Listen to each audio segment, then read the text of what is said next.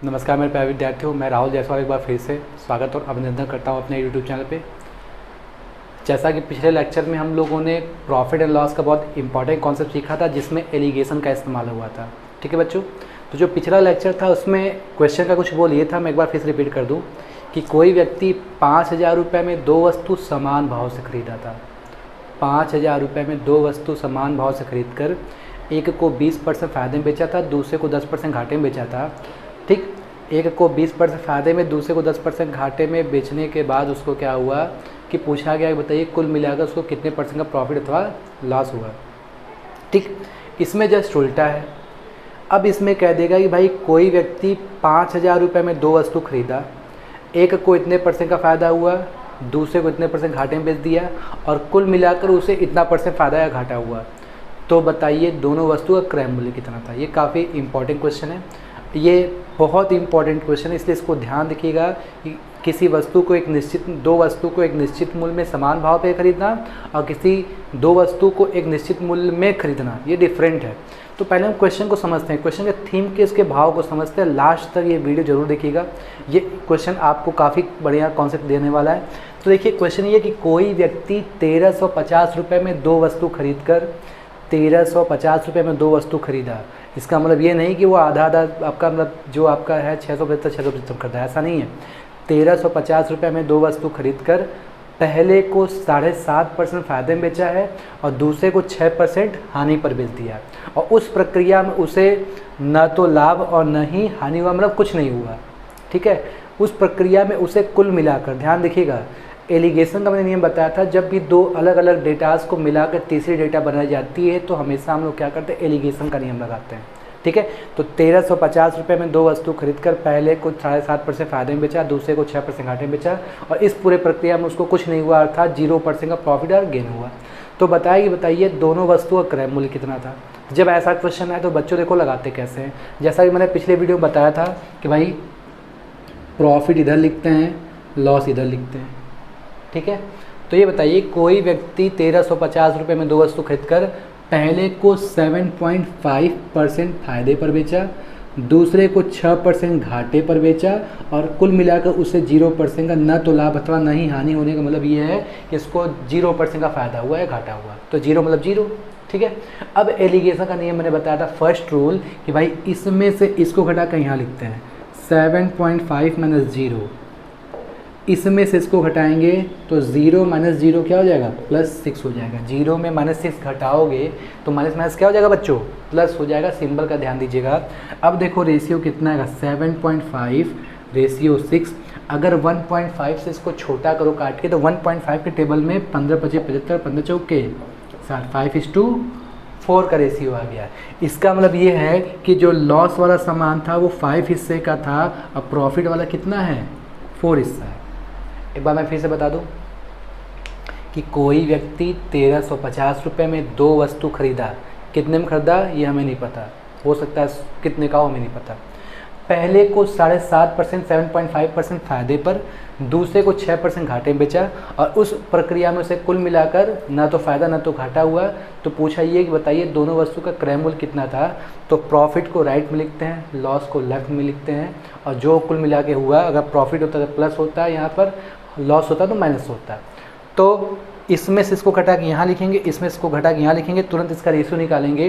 तो देखो प्रॉफिट के नीचे प्रॉफिट वाला, लॉस के नीचे लॉस वाला, मतलब अभी देखो टोटल कितना हिस्सा लगा, 9 यूनिट और टोटल कितने का है जी सामान, 1,350 का। इसका ये लॉस वाला 5 हिस्सा है और प्रॉफिट वाला 4 हिस्सा है। इसका 9 यूनिट बराबर 1,350, तो 1 यूनिट बराबर कितना हो जाएगा, 150। तो 5 यूनिट बराबर कितना होगा जी, 750 और 4 यूनिट बराबर कितना हो जाएगा, 600। इसका मतलब ये है कि दोनों वस्तुओं की जो सीपी है, जो प्रोडक्ट लॉस में बेचा गया था उसका सीपी 750 रुपया है और जो प्रोडक्ट प्रॉफिट में बेचा गया था उसका सीपी कितना है, 600 रुपया है। बहुत इंपॉर्टेंट कॉन्सेप्ट है। आप इस दोनों को जोड़ो, देखो 7 × 6 = 1,350 आ रहा है क्या। ठीक है, तो उम्मीद करते हैं कि ये कॉन्सेप्ट आपको समझ में आया होगा। तो मैं एक बार फिर से रिवाइज कर दूँ कि इस क्वेश्चन में डिफरेंस क्या है। किसी दो वस्तु को एक निश्चित मूल्य में समान भाव में खरीदना और किसी दो वस्तु को एक निश्चित मूल्य में खरीदना, दोनों डिफरेंट है। तो भाई अगर 5,000 रुपये में दो वस्तु समान भाव से खरीदोगे तो दोनों वस्तु की कीमत 2,500 होगी, जो इसका मैंने पिछले वीडियो में बताया था। अगर 5,000 रुपये में दो वस्तु खरीदे, इसका मतलब ये नहीं कि 2,500 का होगा, हो सकता है भाई एक सामान 1,000 का हो, एक सब हो सकता है एक सामान 4,000 का हो।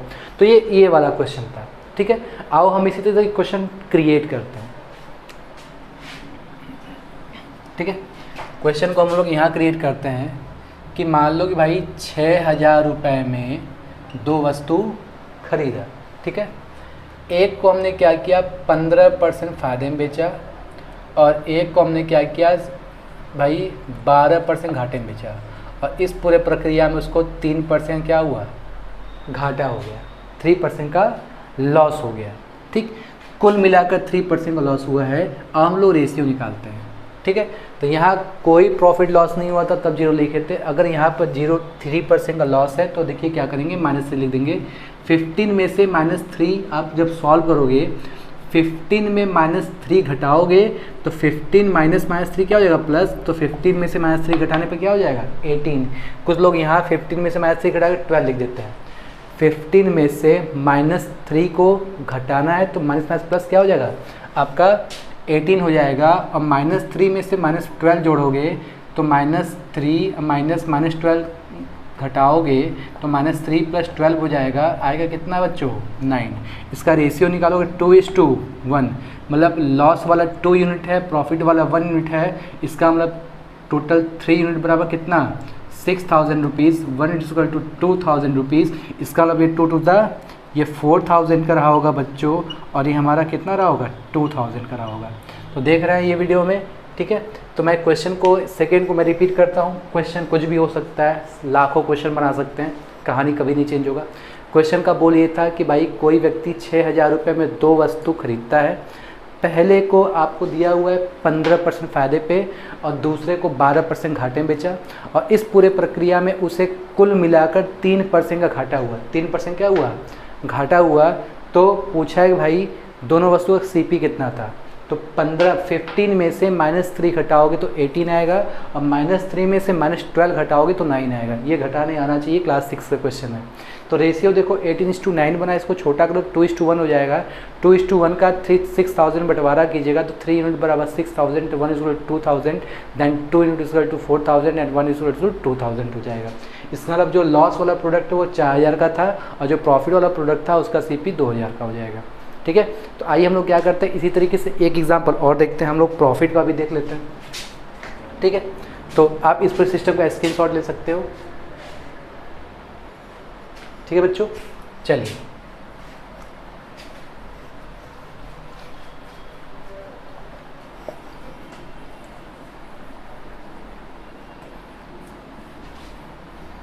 अब मैं एक कहानी बनाता हूँ, ध्यान देखिएगा। इस कहानी में क्या है कि भाई मान लो 6,000 रुपये में कोई व्यक्ति दो वस्तु खरीदा, ठीक है, प्रॉफिट एंड लॉस। एक को हमने 10% प्रॉफिट बेचा और एक को हमने 6% घाटे में बेचा, और इस प्रक्रिया में कुल मिलाकर जो है हमें 2% का प्रॉफिट हुआ, ठीक है। यहाँ परसेंटेज लगा दीजिए।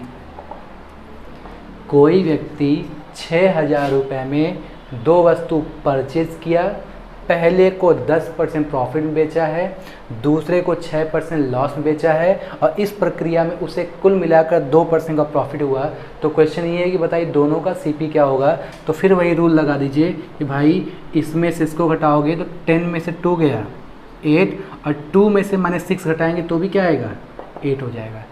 2 में से -6 घटाना तो माइनस क्या हो जाता है बच्चों, प्लस हो जाता है। तो इसका रेशियो 1:1, मतलब बराबर बराबर है।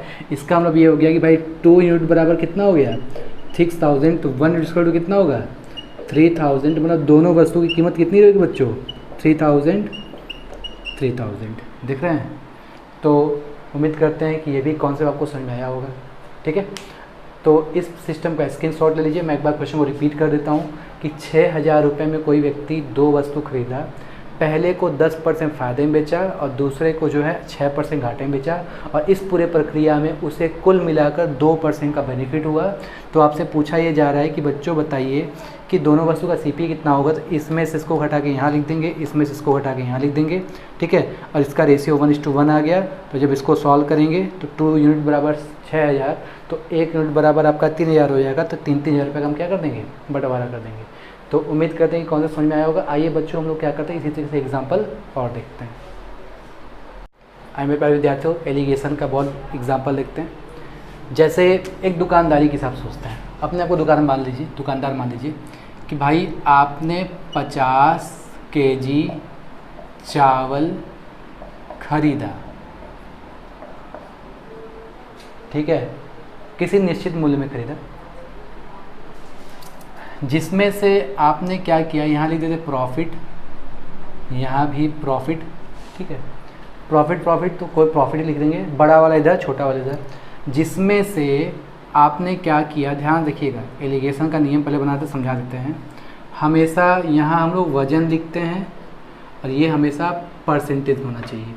तो कह रहा है कि भाई 50 किलोग्राम में से 30 किलोग्राम चावल जो है उसको 20% फ़ायदे में बेचा, और बाकी का जो 20 kg चावल है उसको 10% फ़ायदे में बेचा। तो बताइए उसे कुल मिलाकर कितने % का फ़ायदा होगा। देखिए ये क्वेश्चन काफ़ी इंपॉर्टेंट है, specially SSC CGL group D NTPC bank परीक्षाओं में आता है। बहुत मज़ेदार कॉन्सेप्ट है, आपसे कोई पूछ सकता है। कोई व्यक्ति 50 किलोग्राम चावल खरीदा, कितने में खरीदा नहीं दिया है, 50 किलोग्राम चावल में से 30 किलोग्राम 20% प्रॉफिट में बेचा, 20 किलोग्राम 10% प्रॉफिट बेचा, ठीक है। तो याद रखिएगा जब लॉस नहीं होता है तो बड़ा वाला प्रॉफिट राइट लिखते हैं और छोटा वाला प्रॉफिट लेफ्ट लिखते हैं, ठीक है। तो अब कह रहा है कि भाई इसको 20% फ़ायदे में बेचा, इसको 10% फ़ायदे में बेचा। तो फिर कह रहा है कि भाई और 20% फ़ायदे में जो है 30 किलोग्राम बेचा गया है, 10% फ़ायदे में 20 किलोग्राम बेचा गया है। तो भाई जिसका जितने % बेचा गया उसका वज़न यहाँ लिखेंगे, 10% वाले का वज़न यहाँ लिखेंगे, एक दूसरे के नीचे होना चाहिए। ये अरेंजमेंट समझ में आ गया। चलिए इसका रेशियो क्या आएगा बच्चों, 2:3। अब हम एलिगेशन का नियम लगाएंगे। मैंने बताया था कि भाई इसका इससे मल्टीप्लाई होता है, इसका इससे मल्टीप्लाई होता है, और ये दोनों क्या कर देते हैं बच्चों, सम कर देते हैं ना, जोड़ देते हैं। तो देखो क्या करेंगे, इस 2 का 10 से मल्टीप्लाई करो, 2 10 जा। चलो हम लोग डिटेल सॉल्व करते हैं। भाई 2 × 10 प्लस 3 × 20 अपॉन 2 + 3, यही मैंने नियम बता था ना। इसका इससे गुणा करेंगे, इसका इससे गुणा करके जोड़ेंगे, अपॉन इन दोनों का सम कर देंगे। तो देखो बच्चों क्या मिलेगा, 20 + 60 अपॉन 5, 80 अपॉन 5 तो बच्चों क्या हो गया, 60% प्रॉफिट हो गया, ठीक है। तो बहुत इम्पॉर्टेंट कॉन्सेप्ट रहा, इसका आप सिस्टम नोट कर लीजिए, स्क्रीनशॉट ले लीजिएगा। क्वेश्चन का बोल मैं फिर समझा दूँ कि 50 किलोग्राम चावल कोई व्यक्ति लेके आता है, जिसमें से 30 किलोग्राम 20% फ़ायदे बेचता है, 20 किलोग्राम 10% फ़ायदे बेचता है। तो बताओ कुल मिला के क्या हुआ। जब भी कुल मिला के वाला पूछे तो हमेशा एलिगेशन का लगाते हैं। देखो प्रॉफिट एंड लॉस में भी एलिगेशन का इतना शानदार इस्तेमाल हुआ है। आइए हम लोग इस तरीके के क्वेश्चन को और देखते हैं।